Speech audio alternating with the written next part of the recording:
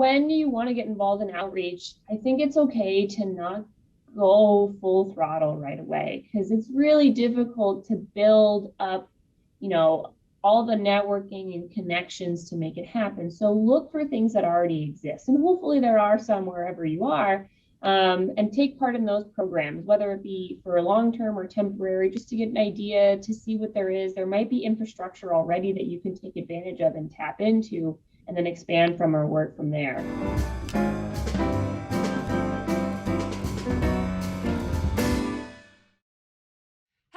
I'm Adriana Norris. I am a member of the ASBMB Science Outreach and Communication Committee, and today I am so excited to be talking to Dr. Haley Albright, who was awarded the ASBMB Science Outreach and Communication Grant. So this award supports ASBMB members in organizing community engagement activities that foster an appreciation of science in informal settings. So Dr. Albright is an assistant professor at Shepherd University in the Department of Chemistry. She's an organic chemist whose work focuses on undergraduate projects in natural product synthesis and the development of new cyclization methodologies. So Dr. Albright is also interested in chemical education research and science, technology, engineering, and math, aka STEM, outreach on campus at Shepherd University. So welcome, Dr. Albright, and thank you for being here today. Thank you for having me. Of course. So today we're here to know more about Dr. Albright's mission and interest, and to learn from her creative process in organizing a successful outreach project. So the first thing I wanted to ask is, why is STEM outreach important to you? So STEM outreach is really important for, not necessarily for me, but for me to do it for other people. So I find that depending on your experiences when you are a young person, because most of my STEM outreach is really focused on younger students, whether that's grade school, middle school, or high school, getting the interest there and telling them that things are possible. So the work that I focus on here at Shepherd is mostly directed towards young girls, although we do offer programs for both or all genders, but it's really important to show students that they can do this, that it's approachable, and to, I think, remind them that STEM and all of those topics are present in our everyday lives. And so that's something that has gotten me really into science over the years, and I really like to share the everyday science and chemistry that is happening around them. That's awesome. So can you describe your Seeding Your Future workshop series?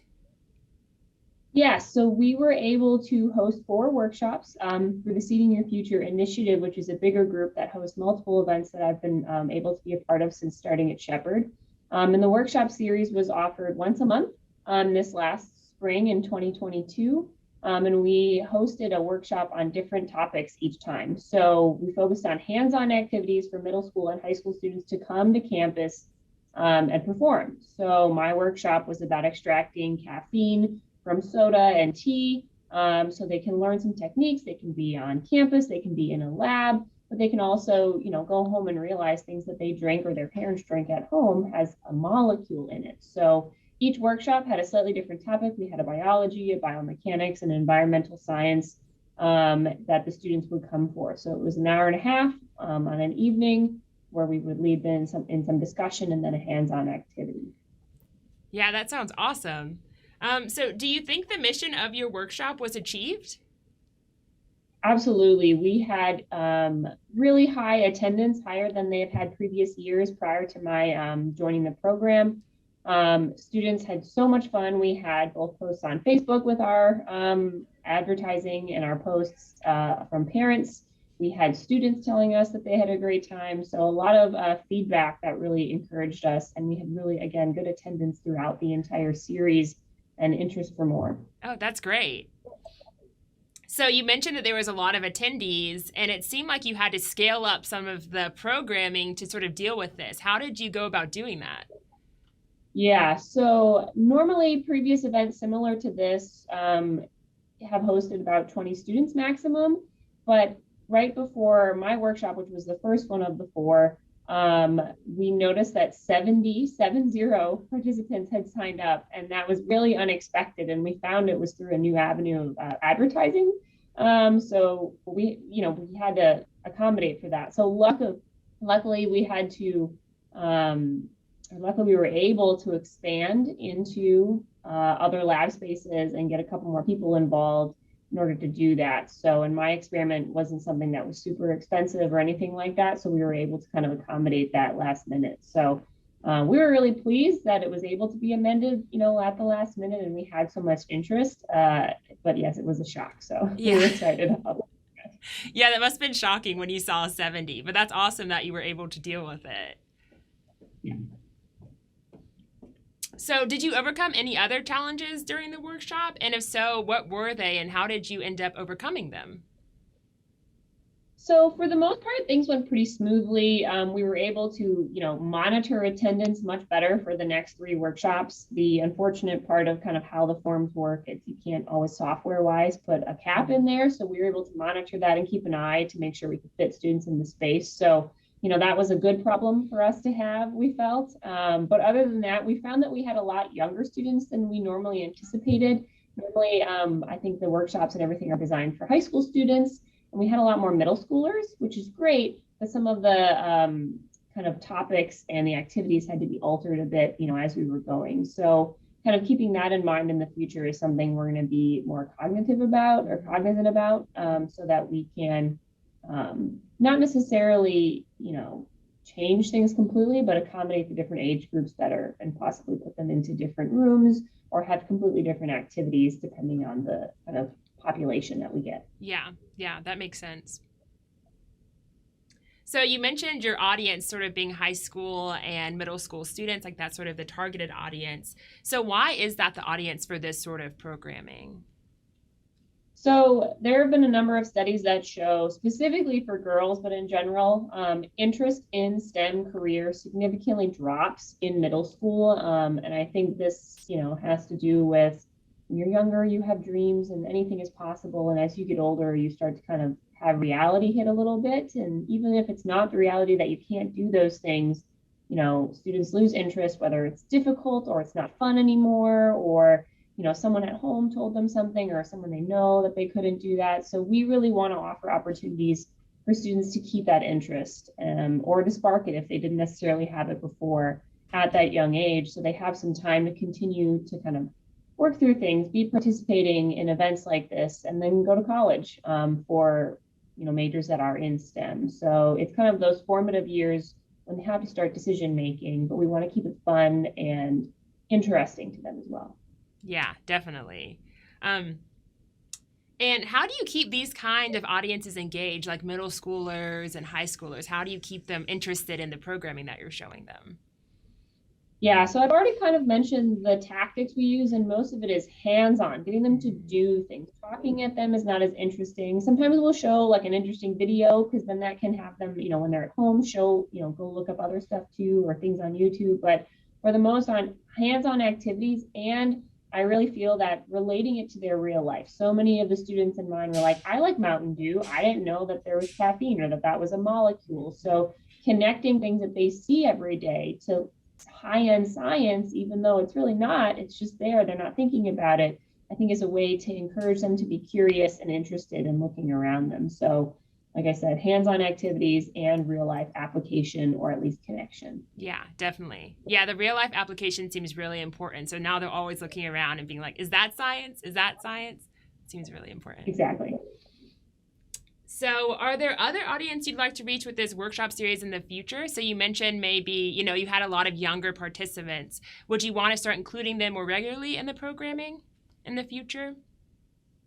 Yeah, absolutely. So, we're kind of still working with post-pandemic attendance and things like that. So we're kind of going to see how this goes, kind of targeting the same middle school and high school audience. But, depending on sign up and, continued success with attendance, we're hoping that we could maybe have a 2 series or a side-by-side where at the same time we do have 2 workshops going. Maybe they cover the same topic, maybe they don't, but one is for younger students and one is for older. So it's more specific and targeted, but we really want to kind of expand to the area, into the area a bit more. So we have a lot of success getting students who are part of kind of the Shepherd community already, based on they live in town or they have a family member who's somewhere related to the campus. We have a lot of homeschool students because a lot of those parents are really interested in getting their students out and into programs. but we really want to start getting our contacts into a lot more of the local schools, but local being, anywhere up to a half an hour, 40 minutes out. So we've made some new contacts in Frederick, and we're working our way towards Loudoun and things like that too, counties that are within about half an hour, 45 minutes of us. So we want to, keep in mind programming to allow them to come, but we want to kind of expand to more than just kind of our, people who are already connected that we already know. So big advertising and making new contacts is something we're really looking into post the pandemic and getting more students on campus. Yeah, that sounds awesome. And you mentioned too, when you talked about your outreach program, that you had a lot of collaborators from Shepherd University. So how did you go about building those collaborations? Yeah, so I was very fortunate coming new onto the committee and being part of Seeding Your Future. The other faculty members who are part of the group had kind of, reached out within their own departments. And so that was how we got a couple of them. One was in one of their departments. They asked if they were interested. And we get a lot of STEM faculty, in our specific college and departments because they're, we know them, we see them in the hallway. So a lot of times, the ones we've had for this last workshop series, it was just, hey, are you interested in this? I'll shoot a quick email or we'll find them in the building.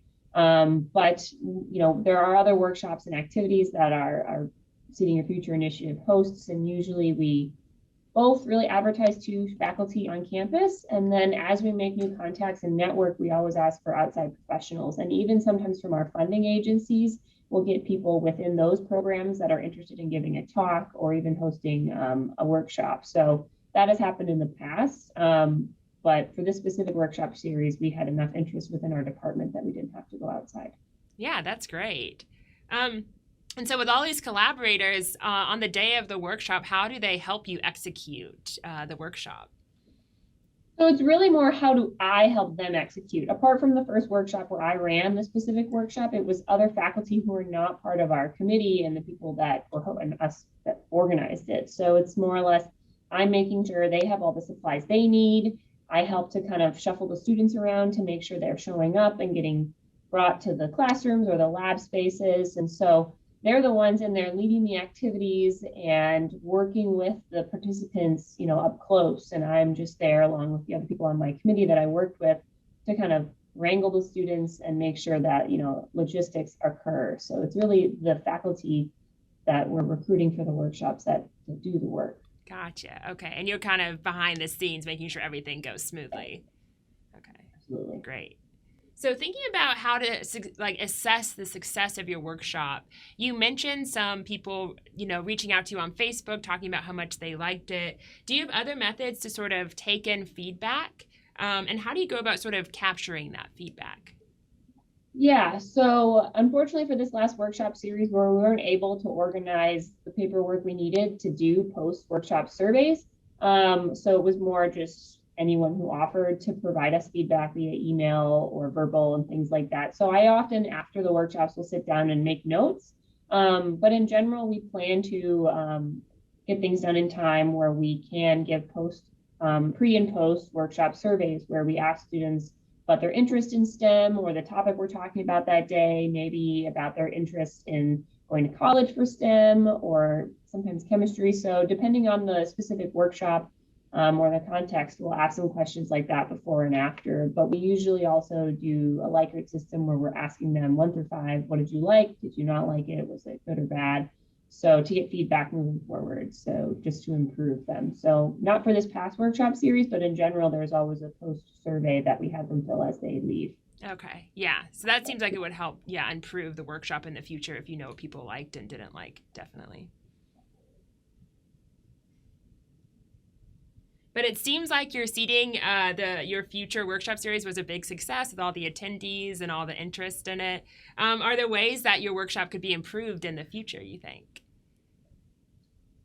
Overall, we want to kind of hit the sweet spot in terms of scheduling and timing. So we found we had a little bit less, not interest, but actual ability to participate for our last 2 workshops because it was getting towards like beginning of summer, end of school for a lot of the middle school and high schoolers. And a number of parents actually emailed me saying, I'm so sorry, we have to cancel, or we can't come, or we wish we could come, but we have a practice or this or that. So we're kind of trying to figure out what's the best scheduling. So we're hoping in the future when we host workshop series to maybe sprinkle them into both the fall and the spring to kind of hit that school year better. So that's one of the biggest things is finding the ability for students to come in there with their own schedules. But the actual workshop, once the students are here, it's so different based on topic and what they're doing that's not something based on the individual activity of the workshop we can necessarily edit, but we always encourage the faculty who are leading the workshop to have lots of hands-on activities and less talking.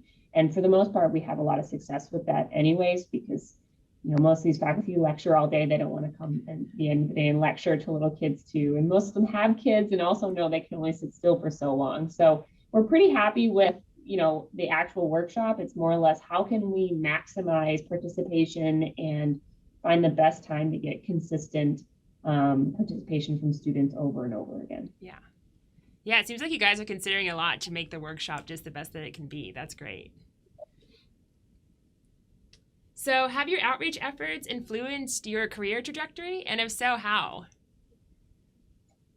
I mean, absolutely. So part of being a professor in academia is, one of the prongs of your job is service, and it could be service in really any way. But I really enjoy teaching and working with people, and outreach in general. It's just as gratifying for me as it is for those that participate. So it's become something I've dedicated a lot of my time to, and I'm very lucky that Shepherd really is happy with that and encourages me to do that as well. So I want to include even more of that even into my curricula. I have lots of ideas swirling around as a young faculty member that I would love to kind of incorporate into my classes moving forward or other outreach programs. But I was really, really pleased and fortunate to come to Shepherd, and they had a committee like Seeing Your Future already that I could be a part of, because it is really difficult to get started.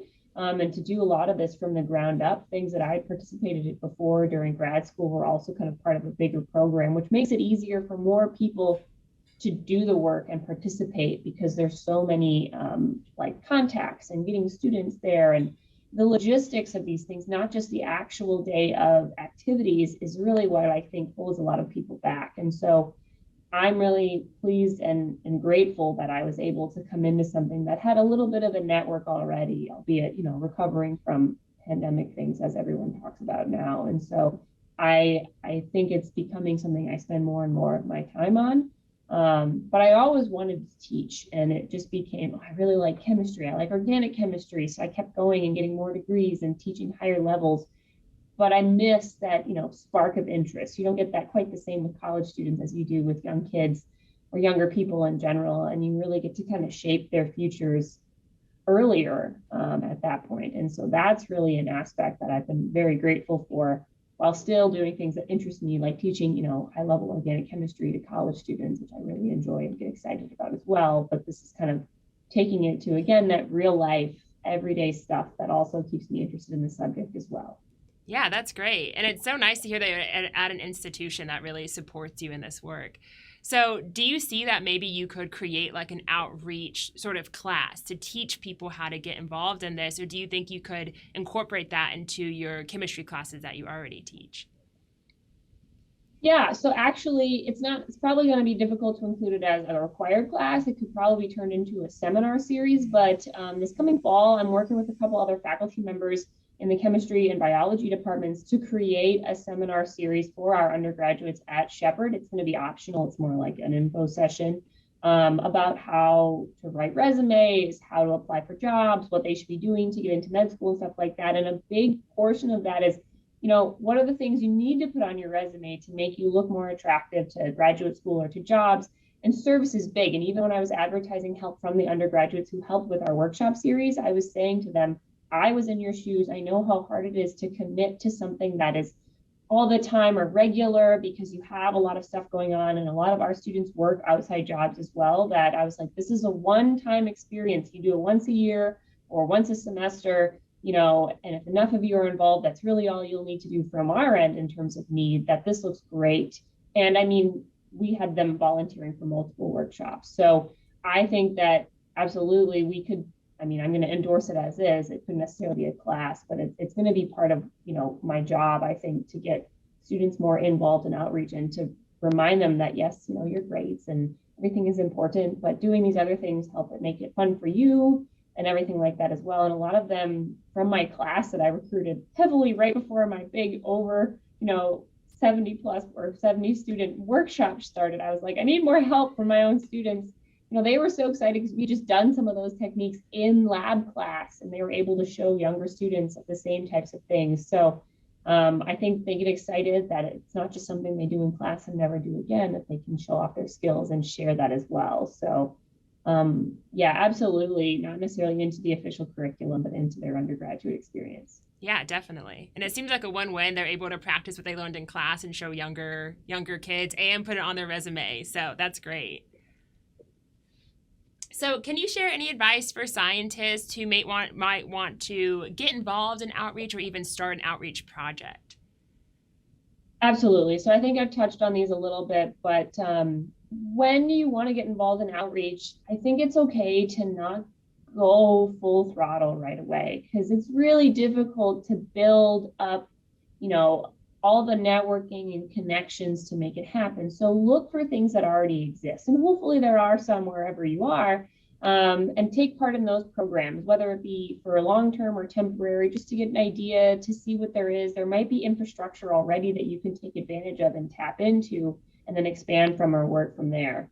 For outreach, especially with younger people, I think that it's really important to reach out to the local schools. And sometimes that can be difficult with who to talk to or what the protocols are. But I mean, I was just at a conference and someone who is 40 minutes away from me here, even though we had to go somewhere else to meet, it teaches at a high school not far away, and she wants to get involved in this outreach. So, networking, talking to people and finding local schools and things like that. But I think for the most part, showing also things that you're interested in that are fun. Like I chose a workshop that I had done before somewhere else in a different context, but I think it's really fun and I think it's cool. And I drink enough caffeine as it is. So, telling my students that they're going to extract caffeine from tea or soda or whatever, they can relate to that. I can relate to that too. So, and that was something I really dove into in terms of real life activities, kitchen chemistry and things like that during the pandemic. And so being able to share something that I was passionate about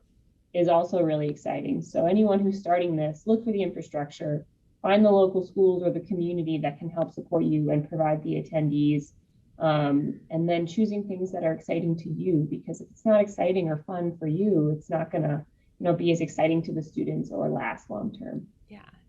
Thank you so much. That is so helpful. And thank you for being here today and telling us about how to get involved in outreach and all about the Seeding Your Future workshop.